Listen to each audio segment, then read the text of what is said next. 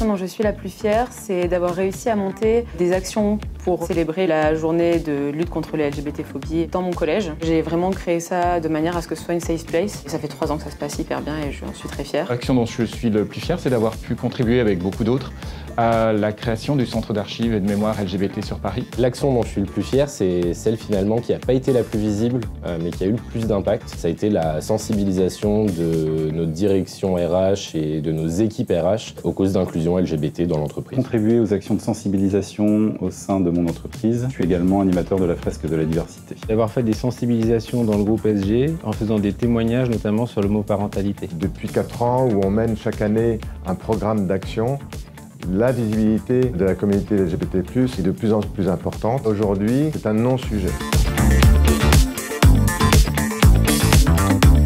C'est plutôt une action continue que je fais un peu au quotidien pour Pride. C'est vraiment en fait de mettre en visibilité mes collègues et de faire en sorte qu'ils aient une voix et qu'on puisse les entendre et que je puisse porter cette voix-là. Je suis l'organisateur de l'Hyper Weekend Festival dans le cadre de la Maison de la Radio et de la Musique. Pour la première édition, j'avais confié à Kid Smile la célébration du répertoire et de l'histoire de la musique house, évidemment en lien avec la libération des communautés homosexuelles. Ça a été la coordination de la Marche des Fiertés de Paris 2 années consécutives entre l'Inter-LGBT, l'Autre Cercle et Accenture. Organiser, trouver un char, assurer la sécurité des participants et des bénévoles le jour J.